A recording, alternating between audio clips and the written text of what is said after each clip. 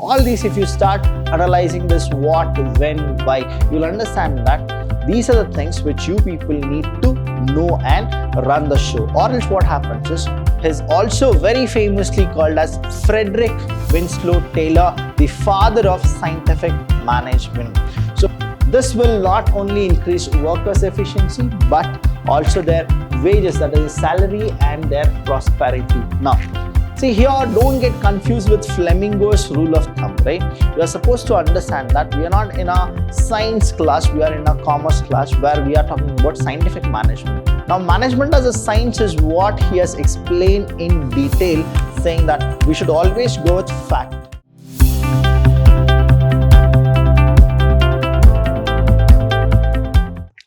Hello everybody, a warm welcome to one and all. I'm Abhilash Chandra from the Department of Commerce and Management in Vidyashram First Grade College, the Temple of Excellence. Welcome to the new session, and this session here I'm gonna talk more about the greatest person of the management. He is one of the pioneer of management. He is none other than F.W. Taylor. He's also very famously called as Frederick Winslow Taylor, the father of scientific management.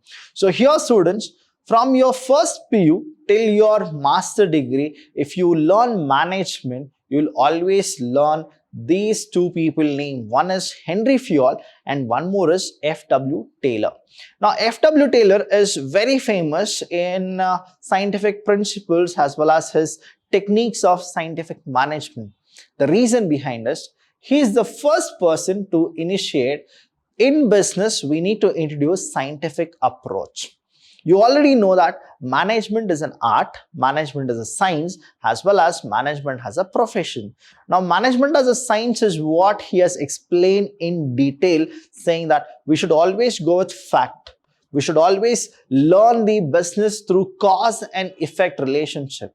We should always make the business go with a proper element of science. And that is what he actually told entire his department, that scientific methods are the only methods to maximize any of the industrial revolution or maximize any of the industrial profitability. You need to go with scientific management but not the rule of thumb. I'll tell you more about what exactly the rule of thumb is in this session. So we'll go with F.W. Taylor, that is Frederick Winslow Taylor, known popularly as father of scientific management, and he is one of the greatest contributor of classical theory. We always go with what? Classical theory is what the management gurus, whoever gives it to the contribution of their management skills, we call that as classical theory. Now, he was the first person to insist on introduction of scientific method in management. His contribution is largely regarding improvement of productivity at shop level.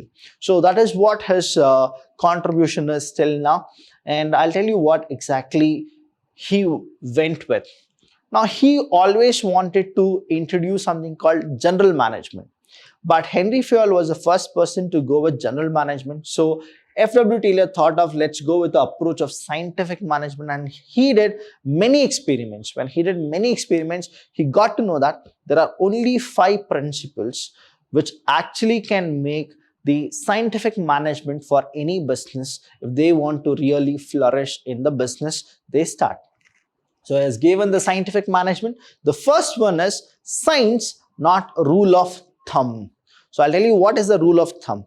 See here, don't get confused with Flamingo's rule of thumb, right? You are supposed to understand that we are not in a science class, we are in a commerce class where we are talking about scientific management.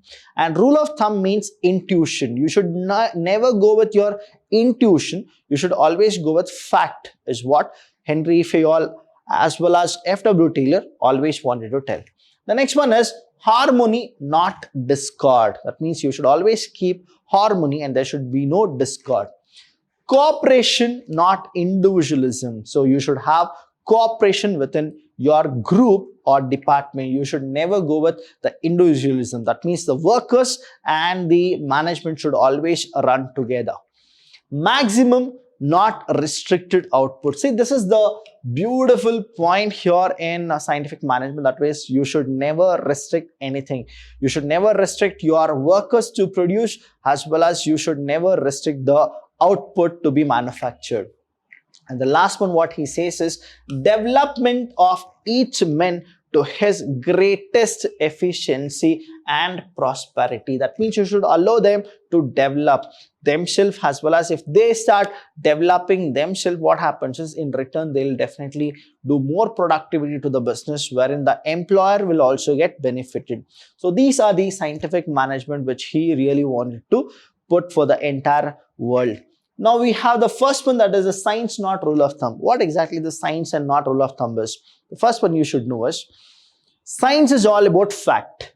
Now whatever you work, you should always collect the fact that what went wrong, why this happened, what made this to happen. All these, if you start analyzing this what, when, why, you'll understand that these are the things which you people need to know and run the show. Or else what happens is, just because of running a business, you'll be running the business. That's why you should always not think about your intuitions.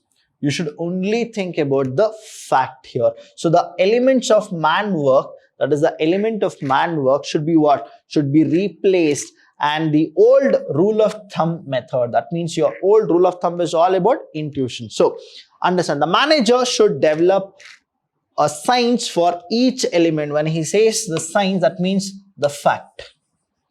The fact, okay? Fact for each element of men's work and replace the old rule of thumb method. A decision should be based on facts and not on intuition. That is what he always says.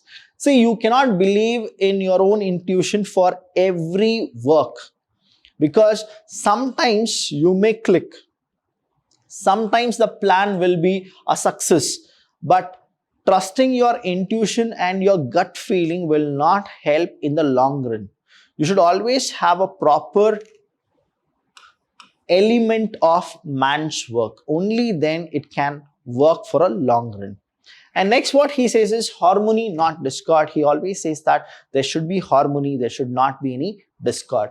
So there should be complete group harmony in the organization.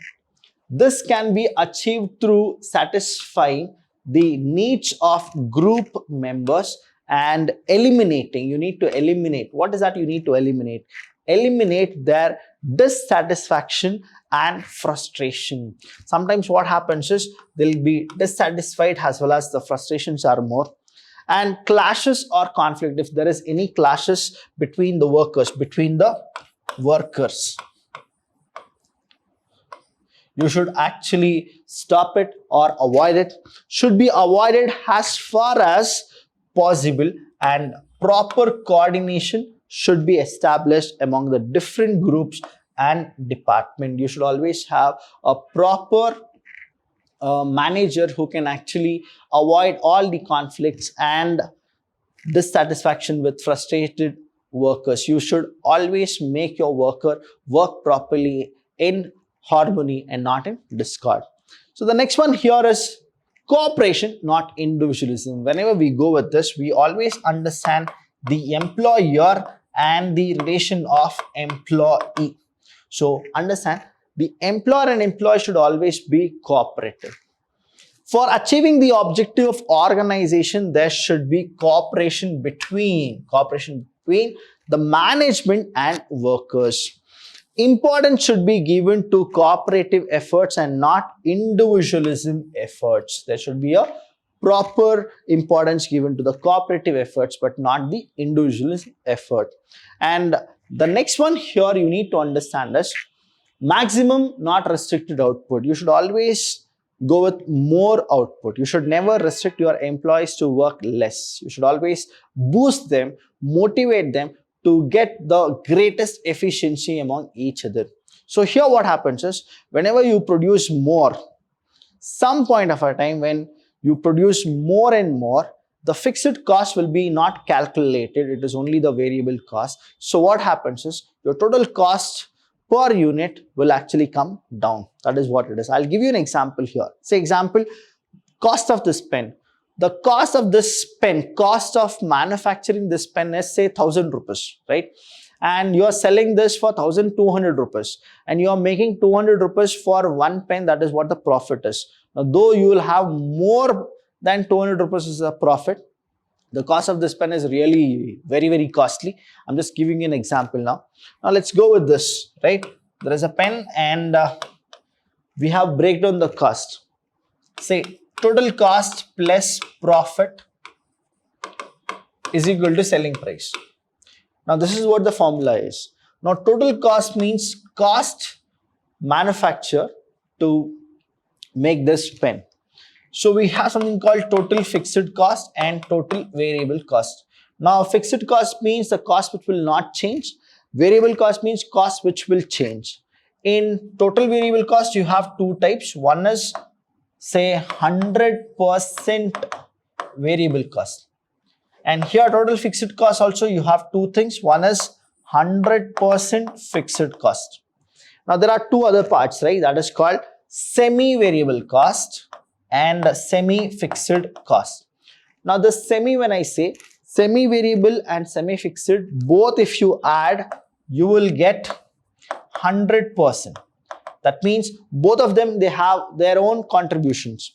Now, supposingly a particular thing which has 20% variable cost, that means 80% it has a quality of semi-fixed cost. So, that is called semi-variable and semi-fixed. Now, understand.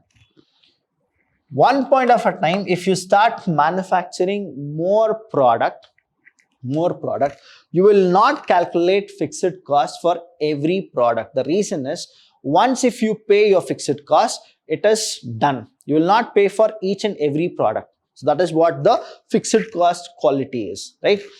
But here variable cost, for each product, the cost will vary, but not for the fixed cost. Now, let's go with our example. 1000 rupees is the total cost to manufacture here. Now, 1000 rupees is the total cost. Now, in that, say 400 rupees is total fixed cost and 600 rupees is variable cost. Okay. Now, your profit is say 200 rupees and your selling price is 1200. So, this is total cost. This is your profit. This is your selling price. Whenever I say selling price is for 1 unit. Done. This is what the calculation is. If you go with maximum output, that is, instead of giving a restricted output, workers should ask to give maximum output. As output increases, the cost per unit will decrease and productivity will improve. That is what they say. Cost per unit will decrease. Cost per unit will decrease. Some point of a time, if you are manufacturing crores together, lakhs together, in pandemic, this is what the more and more lecturers or the colleges are using it. So what happens is there is a demand for this pen. Now understand how the profit will be more even if we don't increase the selling price. Now let's keep the selling price as 1200 itself. But what will happen is the more you are manufacturing this pen, the total fixed cost becomes zero, because only once you are supposed to pay fixed cost. Even for a zero output, the fixed cost is the same. Even for 1 crore pens, the fixed cost is the same. So here what happens is you will not calculate fixed cost. The only cost which you will calculate is total variable cost. So 600 plus. Now to get 1200, what is the profit? You will actually make 600 rupees profit for every pen you manufacture. So this is what F.W. Taylor have told, and that is what the Industrial Revolution was very, very famous. That is replacing machines with human, right? That is what it is. So the next one is development of each man to his greatest efficiency and prosperity. Here that means the workers should be scientifically selected, properly trained, and development to their maximum potential. When I say scientifically selected, there should be a proper interview and select the best person from the interview. This will not only increase workers' efficiency, but also their wages, that is, salary and their prosperity. Now, prosperity to workers will bring prosperity to the employers as well. That means there is a always give and take policy. Good employees, that means good environment to work, as well as good environment in the sense you will actually have more productivity. When you are getting more productivity, who is happy? The employer is happy. The more you make the employer happy, he'll also pay you really good. So that is what FW Taylor always wanted to go with. So you have all these things. Please once again go back to the videos and learn all these points. It's very easy. If you have any doubts, you know what exactly you're supposed to do, call us. We are always there to help you. Thank you so much. I'll see you when I see you.